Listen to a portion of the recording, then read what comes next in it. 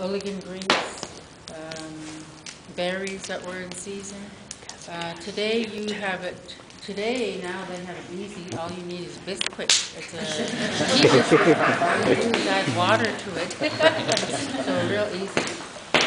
So when you do make your bannock, you're going to put, maybe half full of the flour, and then you're going to gradually add the water in until your bread becomes a nice and like a nice dough here.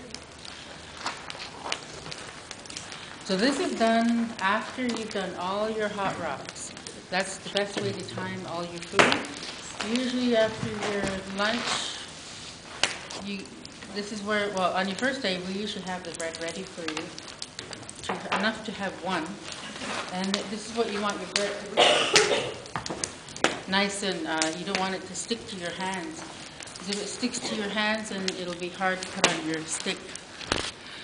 After you make the bread, you're going to give the children their own dough, and they can put it on their stick.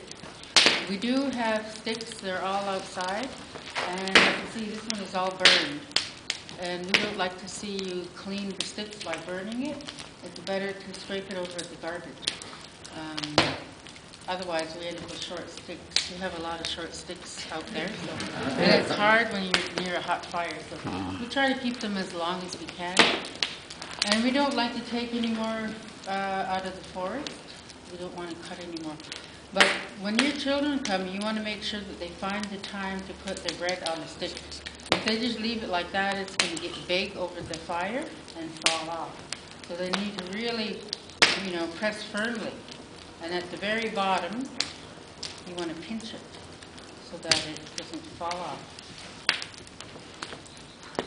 And you don't want the top to show, because after you cook your bread, they could add honey to it. So, and the smaller you make the bread, the faster your bread will cook. So, you know how the children aren't very patient, so they like to cook their bread real fast over the fire, and you don't want that. They end up with a black bread.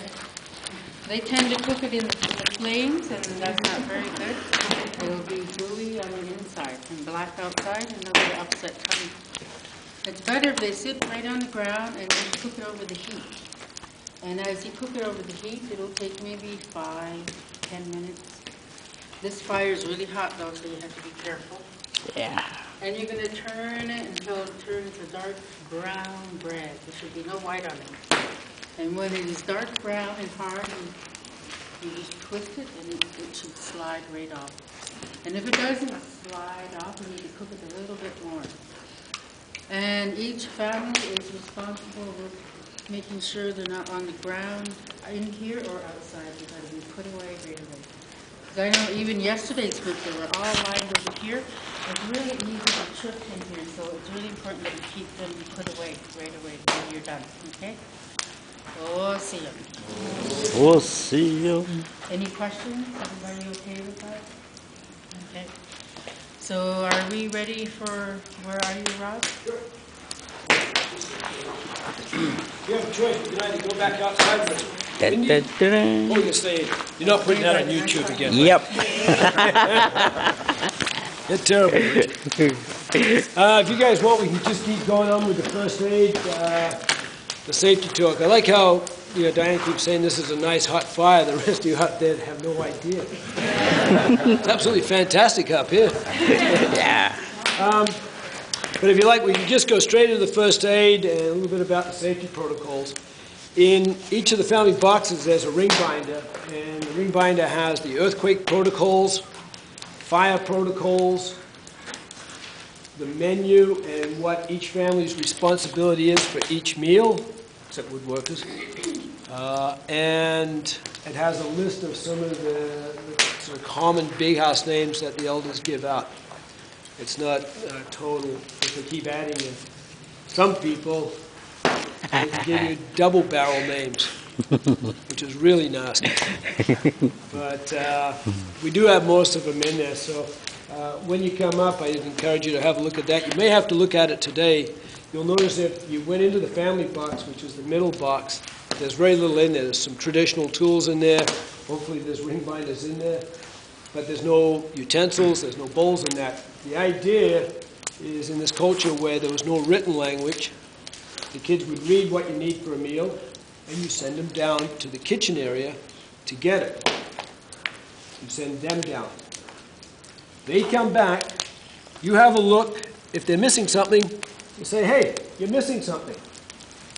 And of course, the kids, what are we missing? You're missing something. Yeah, I know. What? You are missing something.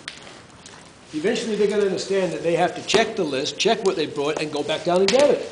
Don't tell them. Don't make this easy for them. Otherwise, they won't learn anything. So this is all about you guys. You want to be spoiled. You don't want to have to do a lot of extra work, so you just say, yeah, you're missing something. I'm not going to tell you what it is.